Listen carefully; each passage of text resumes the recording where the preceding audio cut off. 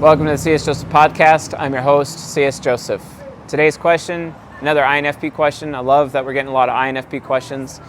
While I do enjoy answering questions about ENTPs and INFJs and INTJs and INTPs, which seems to be the questions that we answer the most around here, it's really nice to get some INFP questions every now and then, as much as any of the other types as well.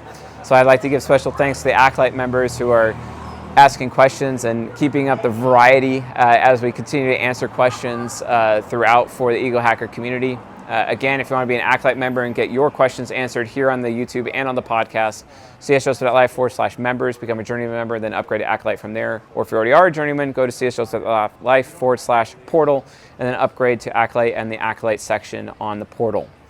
So, today's question is, you have two UDSF, unconscious developed, subconscious focused INFPs. Who is going to win at life the most? Who is going to be the more successful at life? If they both have the same nature and they both have the same nurture, what's the difference?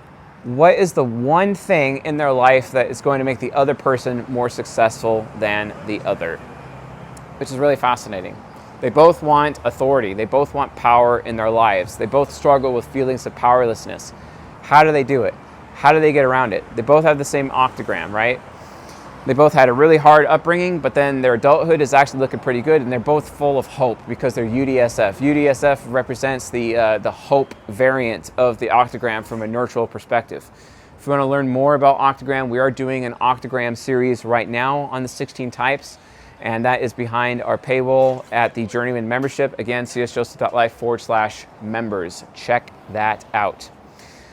Now, I will give the answer to this question, but the best answer that is made available to this question is actually found in season 19 and also found in our upcoming course, Ego Hacking Your Fear. Now, egohackingyourfear.com, go there, check it out right now. And then when you do get it now, guess what? You get all of season 19 and all of season 14, part 1, which is the golden pairs. Season 19 is personal growth and cognitive development for each of the 16 types. And you can get educated as an INFP ahead of time right now, where we talk about gateway functions and how you can utilize your gateways to have a better life. Gateway functions is the hero, the inferior, the nemesis, and the demon function. Absolutely critical.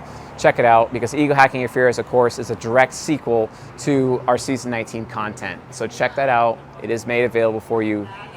You get it for free when you get access. So, with that all being said, hashtag commercial over. What is the difference?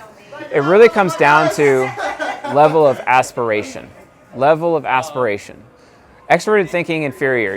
Like both these types, they still struggle with feelings of insecurity because they care very much about their status, their reputation, or whether or not their opinion matters. I actually had an INFP one time explain to me, I was sitting down with him in a Panera Bread and it's the Panera Bread, I think, in Fremont, California, on the East Bay. That specific Panera Bread I think it's on Maury Street. But he basically explained to me that extroverted thinking inferior is very interesting because it's like sometimes you feel like your opinion or your voice doesn't even matter, and it's entirely squelched out by the voices of other people consistently. And it just ends up adding to the feelings of powerlessness. And it's like, oh, dang, I'm never going to be an authority on a subject. Oh, dang, I'm never going to have power in my life. I'm always going to feel powerless consistently. And this is ultimately the source of INFP depression. When INFPs are depressed, it's really because they are struggling with feelings of powerlessness on a regular basis. And it's just sad. It's just really sad to see them in the grips of fear in this manner. And honestly, I feel bad for them. I really, really feel bad for them because they're also triple outcome, which means like there are times where this feelings of powerlessness can be so debilitating that they can't even get out of bed unless they know for a fact that there's a guaranteed outcome that they're not going to feel powerless later in the day. And they can have some serious feelings of depression. This is one of the reasons why I think that especially credulous INFPs end up submitting to the authorities, like authority of doctors, for example, and end up being on antidepressants, which forces, antidepressants are like a stimulant. It forces them into their subconscious side of their mind. And so they become more ESTJ-ish, and then they're kind of more like motivated to take initiative in their life as a result. But it's a foregone conclusion. They're not actually going to gain any more power and authority as a result because of just how those antidepressants end up actually becoming a problem. And they just haven't really been given the mental tools from which they can, truly aspire with their extroverted thinking inferior and deal with those feelings of powerlessness. And it's a problem. It's a huge problem. And I feel so bad for INFPs dealing with, when they're in the grip of fear, when they're dealing with, being afraid of their voice not mattering, being afraid that their opinion doesn't matter, being afraid of, always being powerless for the rest of their lives. But here's the thing. When you're looking at a UDSF INFP versus another UDS INFP, and you're going to be measuring out, okay, which one? They both have the same nature. They both have the same nurture. Which one's going to win? If you put them up against each other, which one's going to be more successful in life? Which one's going to win in a battle? Which one's going to win in a fight?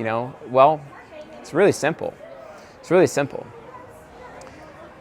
There's a Jungian analytical psychology answer, but then there's also a very practical answer. So the Jungian analytical psychology answer is basically which one of them aspires the most with their extroverted thinking inferior. That's the answer. But let's look at it from a practical perspective. What is the practical answer? The practical answer is this. Whichever one of them has the self-discipline to never stop reading and to never stop researching. That's really what it comes down to. I know I'm beating a dead horse when I say this, when I'm constantly telling INFPs to read, and read nonfiction at that. A lot of INFPs really get caught up in reading a lot of fiction, especially INFP women, I've noticed. But the reality of the situation is that fiction is not going to be as valuable as nonfiction. Because fiction, you just end up having opinions based around fictional and fictitious content, which is not actually going to be really meaningful to people. There's more meaning in terms of nonfiction, right? Read nonfiction constantly. Maybe even philosophy, right? But that's the point. That's really the point. It really is the most important thing. Reading is the most important thing.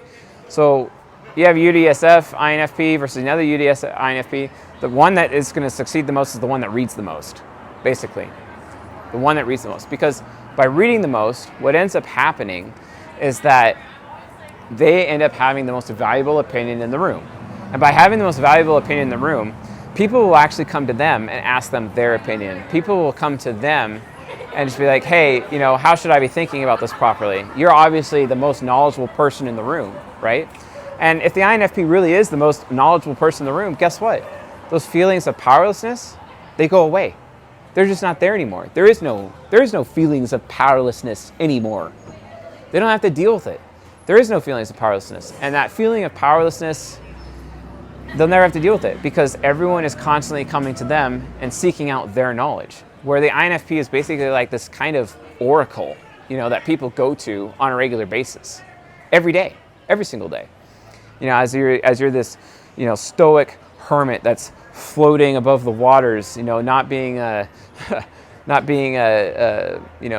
engaged or even, when engaged, you're just still, you just lie still. Even if all of nature is against you or if people in your life are against you, you're not going to be, off kilter. You're still going to keep your discipline.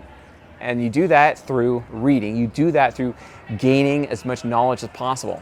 Don't forget that INFPs are part of the mind temple. And the mind temple is all about learning. It's all about educating others and being educated themselves. The INFP has to be committed to being the student forever.